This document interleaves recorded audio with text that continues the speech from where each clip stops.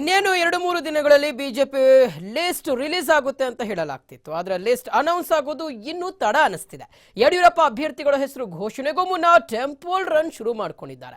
ಬನ್ನಿ BJP ಪಾಳ್ಯದ updates ಏನು ಅಂತ ನೋಡ್ಕೊಂಡು ಬರೋಣ.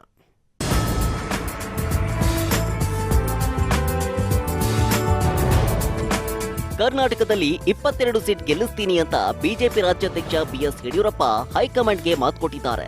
ಶತಾಯಗತಾಯ 22 ಸೀಟ್ ಗೆಲ್ಲಲು ಬಿಎಸ್ವೈ ನಾನಾ ತಂತ್ರ ಎಣಿತಿದ್ದಾರೆ. ಇನ್ನೇನು 2-3 ದಿನಗಳಲ್ಲಿ ಬಿಜೆಪಿ ಅಭ್ಯರ್ಥಿಗಳ ಲಿಸ್ಟ್ ಅನೌನ್ಸ್ ಆಗಲಿದ್ದು ಯಡಿಯೂರಪ್ಪ ಟೆಂಪಲ್ ರನ್ ಶುರು ಮಾಡಿದ್ದಾರೆ.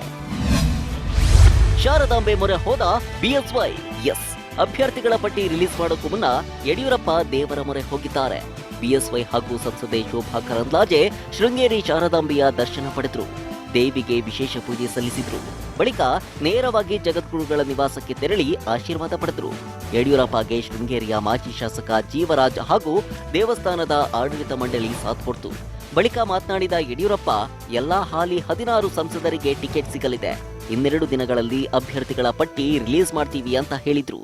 ಜೆಡಿಎಸ್ ಕಾಂಗ್ರೆಸ್ ಅಲಯನ್ಸ್ ಆದರೂ ಸಹ ಮುಖಂಡಗಳಲ್ಲಾಗಿರುವಂಥ ಹೊಂದಾಣಿಕೆ ಹೊರತು ಕಾರ್ಯಕರ್ತರ ಮಟ್ಟದಲ್ಲಿ ಎಲ್ಲೂ ಆಗಿಲ್ಲ. ನೀವು ಯಾವುದೇ ಕ್ಷೇತ್ರಕ್ಕೆ ನೀವು ಹೋಗಿ ಬಡದಾಟ, ಕಚ್ಚಾಟ, ಭಿನ್ನಾಭಿಪ್ರಾಯ ಜಾಸ್ತಿ ಆಗಿದೆ. ಅವ್ರ ಹೊಂದಾಣಿಕೆಯಿಂದ ನಾವು ಹೆಚ್ಚು ಸೀಟ್ ಗೆಲ್ಲಕ್ಕೆ, 22 ಸೀಟ್ ಗೆಲ್ಲಕ್ಕೆ ಹೆಚ್ಚು ಲಾಭ ಆಗುತ್ತೆ. ಇದು ನನ್ನ ಅನುಭವ. ಕಳೆದ 1 ತಿಂಗಳಲ್ಲಿ ರಾಜ್ಯದಲ್ಲಿ ಪ್ರವಾಸ ಮಾಡಿದೆ. ಬಿಜೆಪಿ ಕೋರ್ ಕಮಿಟಿ ಮುಂದೂಡಿಕೆ. ನಾಳೆ ಬೆಂಗಳೂರಿನಲ್ಲಿ ರಾಜ್ಯ ಬಿಜೆಪಿ ಕೋರ್ ಕಮಿಟಿ ಸಭೆ ನಿಗದಿಯಾಗಿತ್ತು. ಆದರೆ 17ಕ್ಕೆ ಮುಂದೂಡಲಾಗಿದೆ. ಸಭೆಯಲ್ಲಿ ಫೈನಲ್ ಆಗಲಿರೋ ಅಭ್ಯರ್ಥಿಗಳ ಲಿಸ್ಟ್ ತೆಗೆದುಕೊಂಡು ಬಿಎಸ್ವೈ ದೆಹಲಿಗೆ ದೌಡಾಯಿಸಲಿದ್ದಾರೆ. 18ರಂದು ಅಮಿತ್ ಶಾ ಜೊತೆ ಭೇಟಿಗೆ ಸಮಯ ನಿಗದಿಯಾಗಿದ್ದು, ಶಾ ಗ್ರೀನ್ ಸಿಗ್ನಲ್ ಸಿಕ್ಕ ಬಳಿಕವಷ್ಟೇ ಬಿಜೆಪಿ ಪಟ್ಟಿ ರಿಲೀಸ್ ಆಗಲಿದೆ.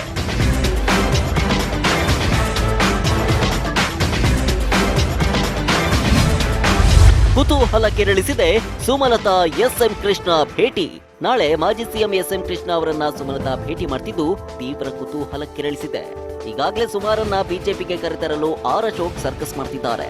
ಮಂಡ್ಯದವರೇ ಆದ ಎಸ್ಎಂ ಕೃಷ್ಣ ಅವರು ಹೇಳಿದ್ರೆ ಸುಮಲತಾ ಕೇಳ್ತಾರೆ ಅಂತ ಆರ್ ಅಶೋಕ್ ಕೃಷ್ಣ ಜೊತೆಗೂ ಮಾತುಕತೆ ನಡೆಸಿದ್ದಾರೆ. ಇದರ ಬೆನ್ನಲ್ಲೇ ಸಕ್ಕರೆ ನಾಡಲ್ಲಿ ತಮಗೆ ಬೆಂಬಲ ನೀಡುವಂತೆ ಮನವಿ ಮಾಡಲು ಸುಮಲತಾ ಕೃಷ್ಣರನ್ನ ಭೇಟಿ ಮಾಡ್ತಿದ್ದಾರೆ. ನಾಳೆ ಬೆಂಗಳೂರಿನ ಸದಾಶಿವನಗರದಲ್ಲಿರೋ ಕೃಷ್ಣ ನಿವಾಸಕ್ಕೆ ಸುಮಲತಾ ವಿಸಿಟ್ ಕೊಡ್ತಿದ್ದಾರೆ. ಶೋಭಾ ಕರಂದ್ಲಾಜೆ ವಿರುದ್ಧ ಭುಗಿಲೆದ್ದ ಆಕ್ರೋಶ. ಉಡುಪಿ ಕೃಷ್ಣನ ಮೊರೆ ಹೋದ ಕೇಸರಿ ಕಾರ್ಯಕರ್ತರು.